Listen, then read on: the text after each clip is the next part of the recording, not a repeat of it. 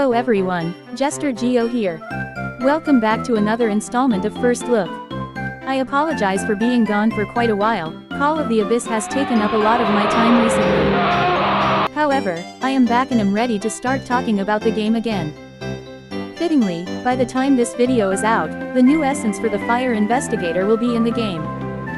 So, we will have to wait a week to buy Florian, granted you don't get lucky and get his S-tier skin from the essence. That being said, we do have a ton of info revolving around Florian thanks to the test server NetEase released a while ago. Funny enough, they released it in the middle of Koa, so I'm sure a lot of people who were watching it missed out on the news.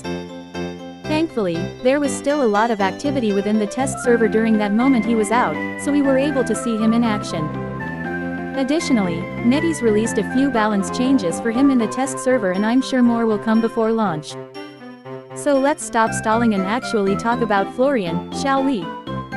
Thankfully, Florian's abilities are not as convoluted as Ivy's kid was, so this should be a quick section.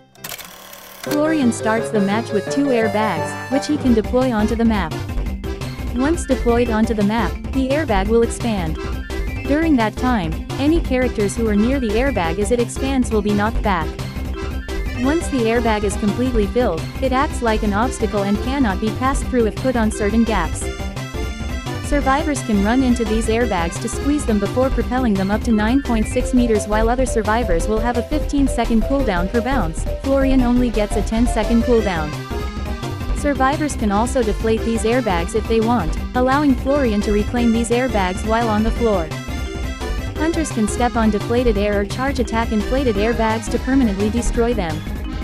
When you charge attack an airbag, however, your recovery from wall hits will be 10% longer. And that has to do with his item. Now let's look at his 2 traits. Temporary Threshold Shift is a debuff buff which starts Florian with a 10% decoding debuff. However, he will gain a permanent decoding buff the longer he contains the hunter, up to a max of 15%. Finally, Firefighting Training grants him a 10% buff to all containing interactions and grants him a 50% speed boost for 2 seconds after bouncing off an airbag. And that's everything to do with his kit. See, I told you it wouldn't be as long as the Ivy one. Now that we talked about what he has in his kit, let's really dissect this character and see what he will be good for and where he might fall flat. Obviously, we won't be able to get the full extent of what Florian can do because he cannot be bought just yet by the entire community. However, I've been seeing a lot of opinions flip-flopping on how they feel his strength will be. What a shocker, the IDV community cannot unanimously agree on the strength of a character. So what's my thoughts on Florian? Well, I think Florian will turn out to be a really strong survivor to have on your team, but definitely not a must-have like certain survivors. I guess to start things off, let's talk about a lot of the things that aren't too noteworthy before getting into the juicy stuff. For starters, Florian continues the trend of survivors who don't really have any negative traits to hold them back.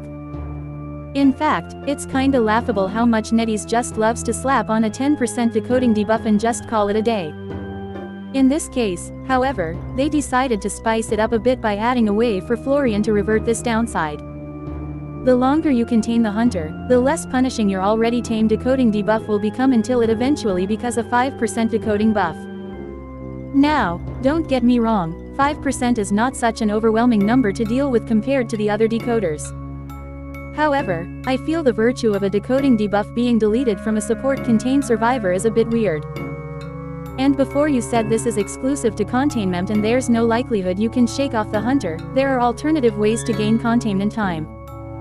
The game counts any interaction in front of the hunter as containment points, so actions like rescuing and harassing can help you build up your decoding buff. So even if you aren't containing, you can still remove your own debuff in various other ways. This feels like another instance where NetEase wanted to do something cool and cook with how traits and debuffs work without really putting too much thought into it. Now, is it broken? Absolutely not. In fact, I feel this is one of the more tame, yet pointless traits we've had in the game for a while. I just feel the inclusion feels very weird since the debuff isn't that major and you have the ability to remove it. Next is Firefighting Training, and I feel this is a cool trait. For starters, it's the first trait in a while where the survivor receives an interaction buff in general.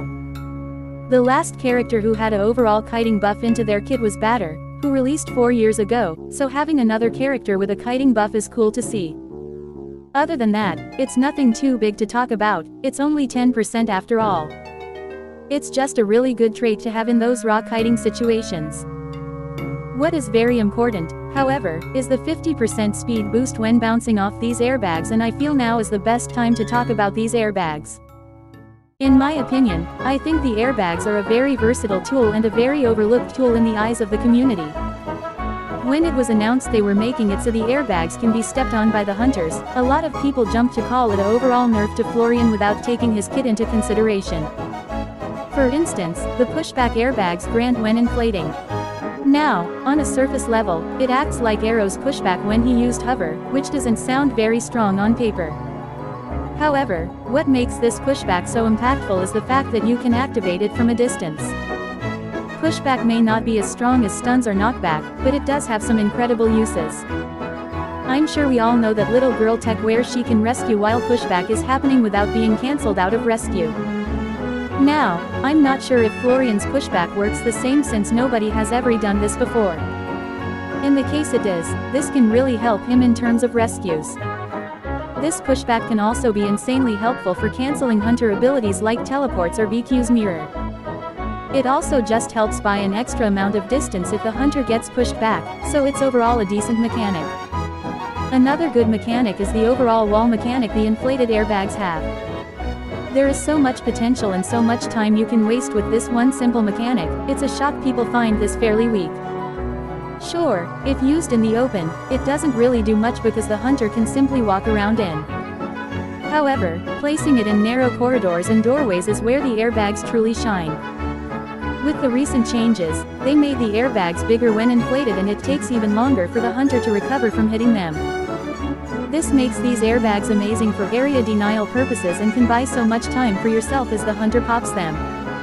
Even in the open, I can see these airbags being helpful against certain hunters. These airbags can be used to protect yourself from Wax Against Wax Artist, Hook from Gamekeeper, Ripper's Fog Blade, and various other abilities. There's so much about the wall mechanics I want to go over, but I think it's best to save it until I get to play Florian. Besides, I'd probably be here for a while if I talk about all the uses of these walls, so let's focus on the final aspect of the airbags, the bounce. There's really not much to say about the bounce for now other than saying it's really good. It essentially acts like a mini elbow pad for both survivors and Florian to use. This aspect of airbags makes it worth it to use in the open with some routing and planning in mind. As stated before, I don't want to go too deep as to why it's really good now since I haven't played him yet and I want to try him for myself. However, just know that I feel the bounce mechanic is a very strong ability. Overall, I do think Florian is shaping up to be a really good support harass character with just enough to allow him to hold his own. If I were to give one critique about him, I'd say he definitely falls into that spot where his raw kiting potential leaves a lot to be desired. While all the mechanics of the airbags make it a very strong item for shutdown strats and support, I don't think it'll help much in his overall survival.